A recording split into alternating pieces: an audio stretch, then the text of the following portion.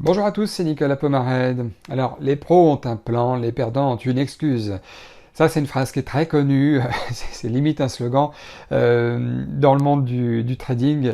Ça veut dire quoi? Ça veut dire qu'effectivement, les professionnels ont un plan de trading, ce qui fait que quelle que soit l'issue du trade, si c'est un trade gagnant ou perdant, eh bien, de toute façon, le trade aura respecté leur plan. Les perdants ont une excuse, c'est-à-dire que s'ils ratent un trade qui se présentait pourtant bien, ils ne le prennent pas. Bon, ben voilà, ils vont dire j'ai pas eu le temps, je l'ai raté, je le sentais pas trop, j'attendais qu'une news tombe, j'attendais les chiffres de l'entreprise, de la société, euh, enfin voilà. Ou alors, ils ont perdu un trade qu'ils avaient pris et ils se sont fait stopper bêtement, parce qu'il y a des fois où on se fait vraiment stopper bêtement, et ensuite le trade repart de plus belle, et finalement ils auraient gagné si seulement ils avaient été plus patients au niveau de leur timing. Et ceux-là, ce sont des personnes, on va surtout parler d'eux peut-être dans cette vidéo, mais ce sont des personnes qui généralement sont débutants, il ne faut pas les blâmer, je sais pas ce que je fais, mais qui évidemment trouvent toujours des excuses auprès d'autrui.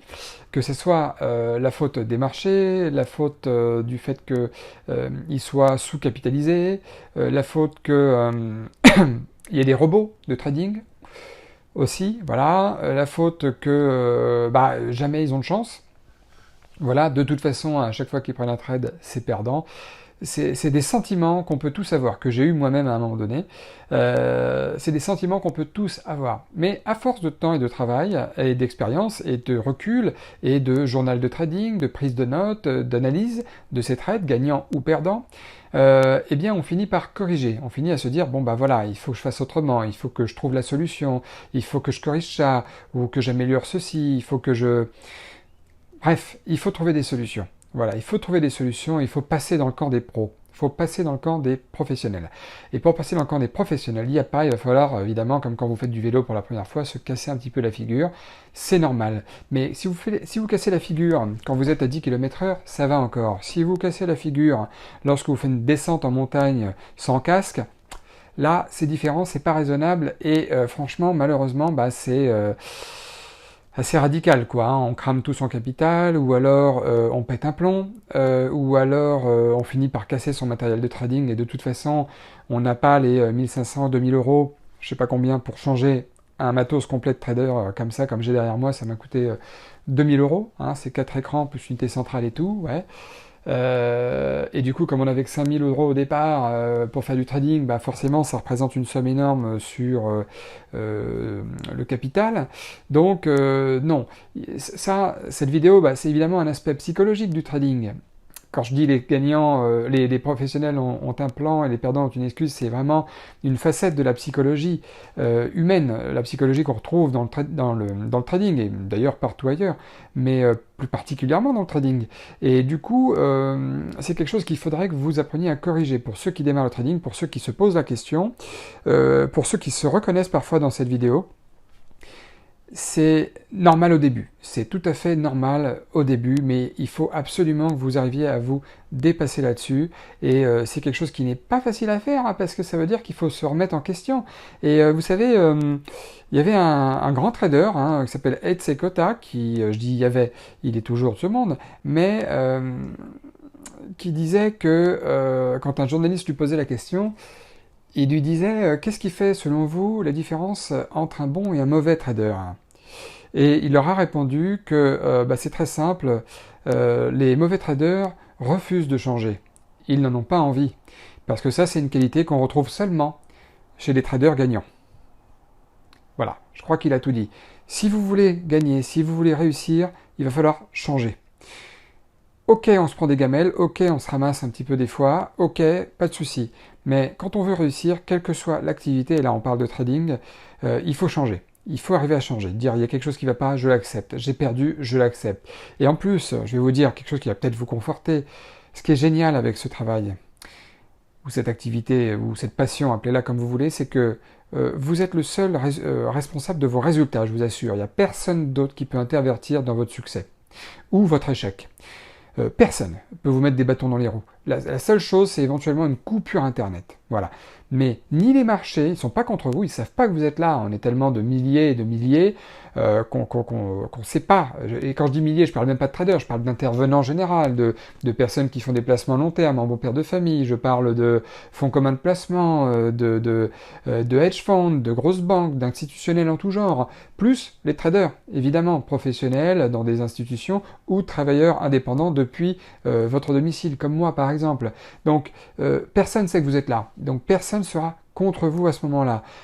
Personne pourra, il n'y aura pas de dégâts des eaux, il n'y aura pas un incendie, il n'y aura pas un accident de voiture qui va vous empêcher de travailler devant chez vous. Là, non, rien, rien du tout. Personne ne pourra vous empêcher, vous voler, rien du tout.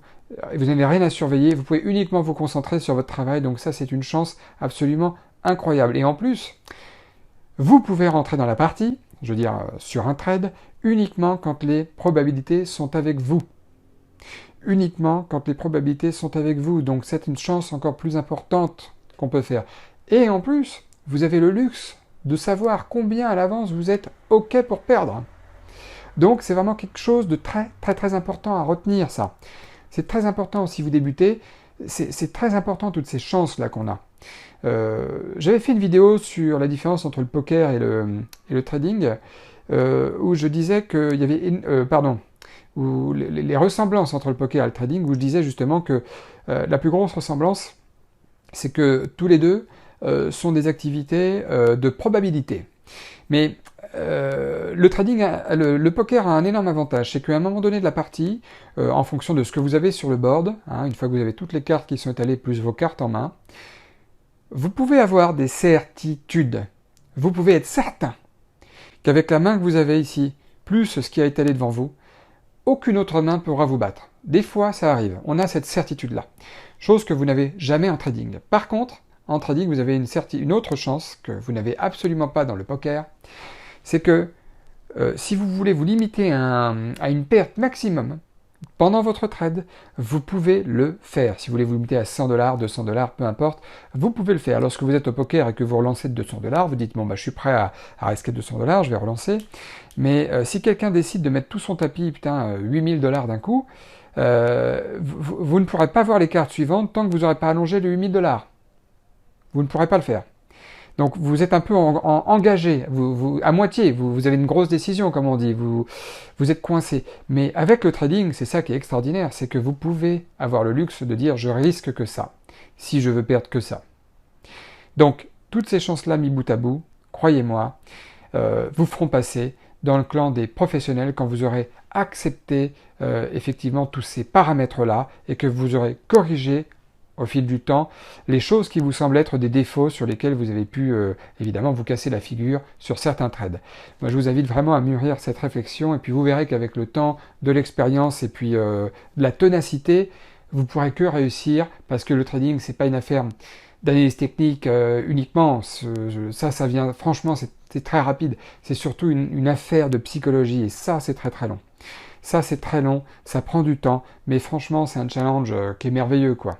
Vous affrontez contre vous-même avec les marchés, vous vous affrontez contre vous-même, vous vous affrontez pas les autres, donc franchement, c'est quelque chose qui est vraiment, vraiment, vraiment, sur le plan de l'expérience humaine, très, très enrichissant. Et pourtant, vous n'êtes pas dans le social. Vous n'avez personne autour de vous, vous pouvez parler à personne, sauf si vous êtes sur un desk avec d'autres collègues de travail, là, bien entendu, c'est complètement différent, mais c'est une riche expérience humaine, évidemment personnelle, mais qui vous en apprendra beaucoup sur beaucoup d'autres gens, parce que vous allez connaître aussi la psychologie vraiment de manière plus approfondie, comment réagissent les autres, comment pensent les autres, pour des tas de sujets différents. Donc franchement, c'est une expérience absolument extraordinaire. Donc je vous invite vraiment à arrêter de trouver des excuses et puis passer dans le camp des pros le plus rapidement possible en tout cas. Bon, je vous dis à très bientôt. N'hésitez pas à vous abonner à la chaîne YouTube. Laissez-moi un petit pouce bleu, un petit commentaire aussi. Dites-moi ce que vous en pensez. Si vous avez d'autres vidéos que vous aimeriez voir, n'hésitez pas. Là, je suis en plein mois d'août, là, donc je suis en train de faire pas mal de vidéos de contenu comme ça pour tous les gens qui démarrent dans le trading, qui ont envie d'en apprendre plus. Donc surtout, n'hésitez pas à partager un maximum. Et puis, je vous en remercie par avance. Je vous souhaite de très bonnes vacances et je vous dis à très très bientôt.